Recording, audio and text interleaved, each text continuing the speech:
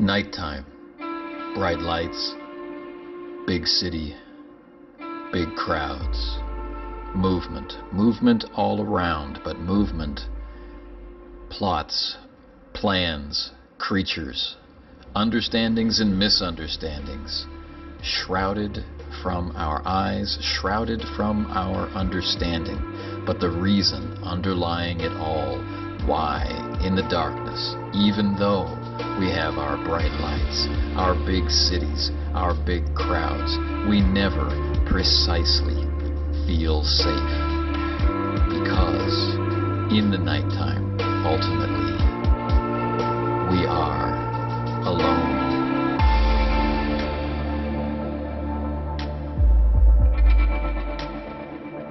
After the Vampire Wars. What if every horror you were ever or never afraid of were really real? Okay, it's time to take a second look at After the Vampire Wars. Moving on with this series, we're going to break one of my self-imposed rules for a series like this, and then we're going to cover more than one chapter in this installment. And we're going to do that simply because it just seems to fit together and feel right to do so. In the first installment, we looked at what After the Vampire Wars is, right? A way to do a specific and fairly unusual urban fantasy setting with shapeshifters and sorcerers and fae and vampires and the like. As the title says, after a war between humanity and supernatural forces, particularly the vampires, hence the After the Vampire Wars. But because this is a Mythras supplement, it also serves as a source book for working up something along these lines or within this genre yourself. So we're going to go to Chapter 2, or the second section anyway, which is the history section. And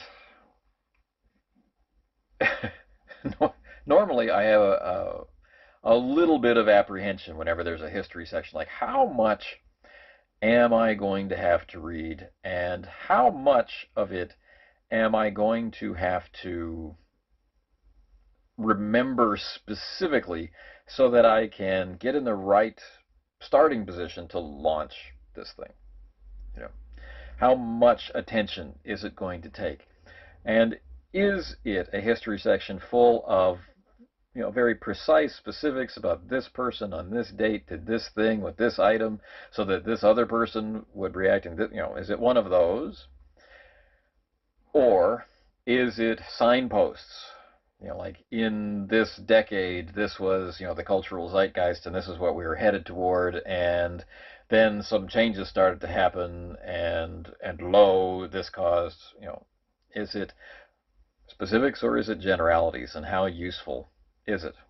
Well, in the history section, we start out with a little bit of context, like magic has always been real, but if you'll remember from the first installment, this game includes a condition whereby normal humanity, non-supernatural humanity, cannot really remember experiences with the supernatural. So only very strong experiences lead to things that become folk and fairy tales and the like. So we, until a certain point in history, treat history as something that we believe, and yet something that,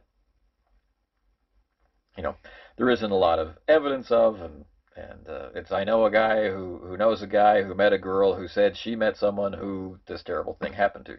This kind of whatnot. But in this game, in the late 19th century, we have the psychic revelation. And one of the things that is different about this setting from our own real-world universe is how psychic powers became something that could be talked about, and how belief in psychic powers spread. And of course, this being fiction, psychic powers get to be absolutely real. And of course, this process is working us toward one of the things that the game offers as an option for player characters, meaning humans who have the capacity to interact with the supernatural, which the game calls seers. In the 19th century, the traits that indicate this very rare type of human began to be identified. Now, in the intervening time between the 19th century and the 1970s, technology enables us to catch hints of and become aware of vampires and other supernatural creatures. And it's interesting to find that the United States, Canada, and the UK, these are our major players for the government, they decide, well, they need to protect themselves from the vampires, but this, of course, doesn't go like they hoped it would. And there's a very interesting, broad strokes view of this war. What set it off, how the vampires responded, and how committed they were to winning the war, and therefore what had to be done on the human side, all of which leads to a more supernaturally aware, yet no less affected by the shadowing, which makes people forget. A very supernatural aware present. Right? Then, once it talks about the war and the terrible things that had to happen during it, it sets us up to understand what things are like now. The supernatural in public, attitudes toward the supernatural, supernatural beings in a post-war world, religion and the supernatural, religious responses, laws and prejudice, crime and the supernatural, justice and the supernatural, supernatural prisons, supernatural justice outside the United States, Canada and Mexico, Russia and the Ukraine, and then the rest of the world. All right. So if we want to use this setting as this setting, all of this is directly useful, and it's something that any character in our game would know, at least in terms of broad strokes. So there's a lot of different ways that we could approach this. Everyone have a copy of the book, and everyone gets to read it. This has some utility because of the character creation steps. There's a lot of options and choices, so that would be pretty convenient. So everyone could read the history. It's not terribly long. It ends on page 29, and it starts on, where does it start? Page 16. So it's not a huge commitment. It's just these small little chunks of different things that happen. So it's very easy to read in bite-sized portions, or skim, gloss over things that are relevant to your particular character.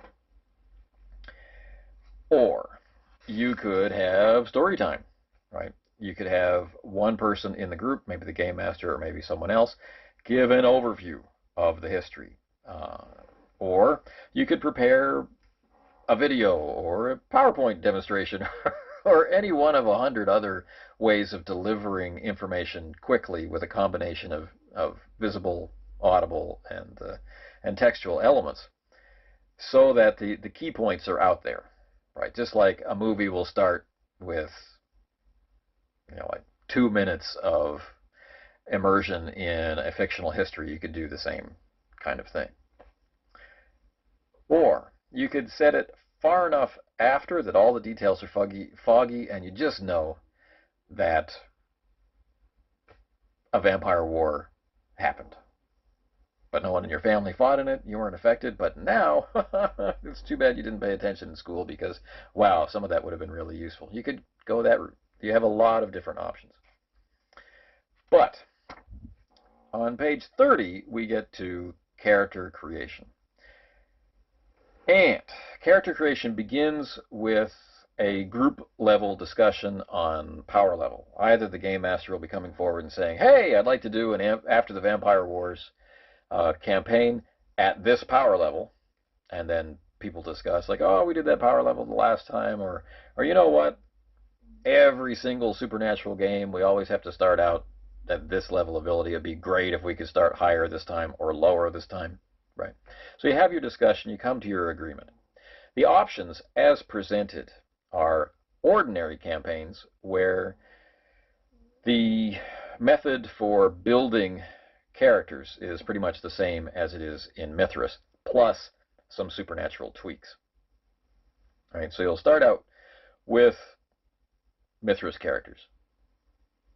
And if you've played the 100 games, you have a pretty good idea of what that is. This is a person, a mostly regular person who has some advantages, and in terms of their career is ahead of most other people. They're able to do things in that occupation that other people would look at them with a certain amount of envy, but they're not shake world movers and shakers yet. Then there is the impressive campaigns, where you start out, in a sense, with more points. All the steps for Mythras character creation remain, and they will remain through all the different power levels. But the methods for generating your attributes randomly or through point buy, the amount of points you get for skills, these change as we go through. Also, very useful and of note, I feel, is that some real thought has gone into how the different types of supernatural being described within the game might interact with each other, and which make good choices as characters, and which, if chosen as characters, need to come with some caveats or some limitations or some understanding, that kind of stuff. So it's almost like it was play tested. So you can approach some of the choices, some of the more unusual choices, with maybe greater confidence than you might have in some other game. Okay, it also talks about, is it possible to really mix and match these elements? Is it possible to start out with characters of a higher power level but a lower experience level, or vice versa? And advice is given for that. Now, character creation with supplements like these for Mythras entails having Mythras for the baseline of character creation and most of the standard skills, which saves you a lot of page count in the supplement. And the character creation rules in the supplement detail what has changed from the basic version of that rule, or what has been added because elements of this setting weren't envisioned for the basic Mythras rules. So, for example, where Mythras approaches things from a Bronze to Iron Age perspective, it does have rules for ranged weapons. It doesn't have specific rules for modern firearms, but you could wing it.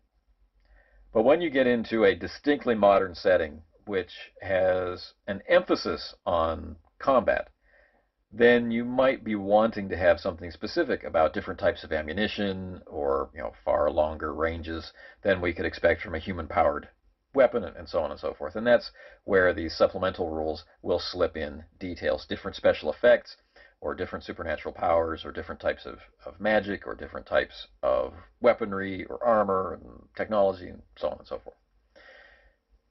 So, as we go through the character creation section, it walks us through the basics, and we're going to spend most of our time in the Mythras core rules for that, keeping an eye on how many points we're supposed to be using, and are there any restrictions? Are there any things that are added, such as types of passion or the like, or are there things that are different, like take this skill, let's say engineering, instead of some other older skill from Mythras.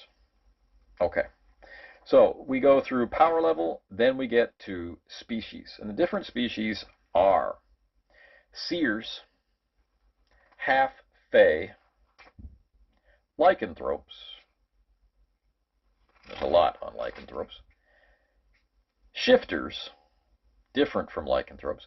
Vampires, There are different types of vampire, or different, you know, qualities of vampire, let's say.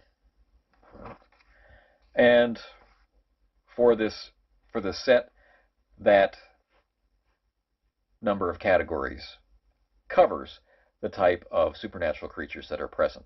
But of course, those are just categories. There's your specific lycanthrope that you're going to be developing, and that's interesting. All right. With the different species are the specific things that make them special in a supernatural sense. So it's very likely maybe that we'll be playing seers. So it says ordinary humans are not recommended as characters in After the Vampire Wars campaigns because they're too vulnerable on every level to the supernatural, and they're unable to gain access to supernatural powers. Therefore, playing seers allows you to, put up a fight, have some resistance, learn and develop in a supernatural arena, and so on and so forth. So seers are generated as normal humans and can learn folk magic, psychic disciplines, and sorcery spells. Right? And then it goes on to define how these limitations and additions are defined in the different power levels of campaign. Let me go on to Half Fae, goes on to the same thing, except it has a little bit more to say about the supernatural aspect because it's actually presenting all of that information to us, where most of the information available for the seers is already in Mythras. It's just saying, hey, this is available, so you can use it. All right. So the Half Fae, much longer than the seer. Lycanthrope, much longer than the Half Fae. Shifters, similar to the Fae. Vampires, the longest section of it all. And I think that makes a good amount of sense because the setting is named after them and their evil plots and plans and machinations. So the vampires are pretty cool. The lycanthropes are cool. The Fae are cool. The seers are cool. And so this means there's an awful lot of ways you can play just this setting before you even get into inventing your own or adapting one of your favorite urban fantasy settings. We can do this as seers, we can do this as young vampires, we can do it as lycanthropes, we can do it as shifters, we can do it as fae, we can do it as a mixed group. It's pretty cool. Then we get into step 3, which is your character concept. This works normally, except we have different ideas, and we have different ideas for each of the different power levels. Then we get into attributes. How are they going to be specifically defined? What do they exactly mean in this game? Culture, as usual, the lists of different skills that you have access to. There's a small section for new skills. Most of these are inclusions of modern skills, and you can find these in the Mythras Companion as well, where a lot of the specialized information that is useful for more than just the setting book that they appeared in appears for ease of reference. Right? So things like demolitions and that kind of stuff. There's a revision to linguistics for the modern age and that kind of stuff. Then we get into passions, right? And how passions are to work, right? And mostly this is a list of genre-appropriate passions for playing After the Vampire Wars. Otherwise, they function normally. All right. Then we have background events, which include things like your activities during the war, social class and your family connections, your career. And the career will define what skills you get access to as standard skills and professional skills. And then we get into final details like money. Now, for some games or for some people, that can seem like a fairly lengthy character creation process. 9 steps, charts, random rolls, point assignments, selection of different species and the powers within them, and discussion of what power level do we want anyway, and all this stuff. It can seem like a lot. But there is one very important difference, which sometimes gets missed when a character creation process like this gets presented. People are walking in sometimes with experience of other games where you choose what you're going to play first. Like you walk in with an idea of a background. You walk in with an idea of a class or an occupation or something like that, and then you just build it. Mythras is open to that approach, but comes from a long tradition of, and so kind of has this orientation toward the random generation method, meaning you walk in with no idea about what you're going to play, and you begin with some prompts, such as rolling attributes, and you take a look at the attributes and you say, this is suggesting something to me, and then you start building. And each step along this path of character creation informs you, but also serves as inspiration and sounding board or interaction with you to create the character that you want to play. So you started out having no idea and very quickly got an idea, and then turn that idea into something that you want to play as you go through step by step, because as you go through the steps, you're gaining more and more control over how that all ties together. So it's quite different from walking in and saying, I want to play, I don't know, I want to play an accountant. And then you roll randomly and discover that this character that you've rolled has a pretty low intelligence and so might not be doing so well professionally as an accountant. And you think, well, this game sucks.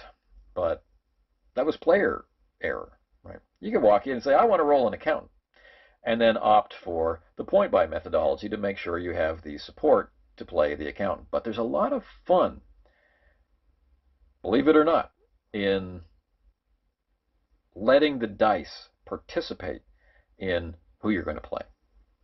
Now, maybe you're asking yourself, well, if we have all these different power levels and we're randomly or Mythras players tend toward the type who like random attribute generation and random background events and things like that. How does that all work? Because if we say we're going to be more powerful and yet you've got crappy stats, how does that work out? Well, there's a certain assumption that you're going to have crappy stats, but the law of averages will out. You're going to probably have average stats. And with a little bit of luck, you're going to have one or two stats that you're really interested in with a bunch of average stats, and maybe one that's like, And that's all fuel for role play and drama. It doesn't have to be a And there's that chance that you can roll really stellar stats. And of course, in this game, better stats actually matter. It's not just window dressing off to the side. First, there's this attribute creation thing, and then there's this other thing. No, everything builds, everything flows. Your attributes inform the base levels of your skills and traits, and all of these inform how well you're going to perform in play. So it's totally relevant. But when it comes to point buy, where you walk in, you have pretty much complete control over how this character does what they do, or how well they're going to do what they do. But it doesn't mean that it's without trade-offs. And it's trade-offs that you get to choose, so you can be totally fine with. But what's missing? That spark of not knowing, that spark of surprise, like, wow, this guy is amazing, right? In terms of this, and then there's this flaw that I have to deal with. Or this person is completely average, like completely average. How did they get, and then you start putting things together in your head to make this enjoyable to play. Not to focus on how it, could be not fun to play. Focus on how it can be fun to play. And then, to answer my question, as you go through these rising levels of power, it gives strong suggestions for the methodology you should adopt. So we can go with standard Mythras character creation options, or you should choose this particular character creation option because it's going to give you a higher average result on your random rolls, or here's a lot more points for your point buy designation. Now, I should state that you have a greater possibility. You have a greater range of outcome from rolling your traits than you will get from using the point buy numbers. Right? The point buy numbers gives you around the average result, meaning you are going to have to make some interesting choices. Whereas rolling, you know, sometimes you could get a lot of high numbers. Anyway, once you have your character created, they are pretty simple to access. There are very distinct steps you walk through piece by piece, building the foundation and framework for the character. Each step along that path is designed to inspire thought, to generate connections to other people, to the past, to build background, to build culture, to build an understanding of how they relate to their profession, what their occupation is, how much money they have, how settled they are, how old they are, how large they are, what they look like, what they smell like, what their basic abilities are. So by the time you've reached the end of character creation, which for an experienced person, 10, 15 minutes, for a newcomer who has to read everything, 30, 40 minutes, right? So each time you make a character, the quicker it gets. Once you reach the end of the process, you have a really solid framework, a really good set of information for who that character is and what makes them different from the others. Then, once you get them on paper, what we're talking about is percentile rolls. Everything uses the same mechanics for everything. And so play, from the player perspective, is quite simple. You don't need to be responsible for things like what happens when I catch fire, or what happens when I get shot. You know that you need to roll percentile dice to do things, and you'll need to roll a d20 for hit location, and you'll need to roll a certain number of dice for damage based on the gear that you're using or the supernatural power that you're using. All of this is on your sheet, so it's just looking, right? And but we'll get into all of that in the next installment. When we move into, maybe we're not going to do a whole lot of detail on the weapons and equipment chapter, but we're going to talk about it a little bit. But we're going to move into supernatural powers. That will be the next installment in this examination of After the Vampire Wars for the RPG Learning Group.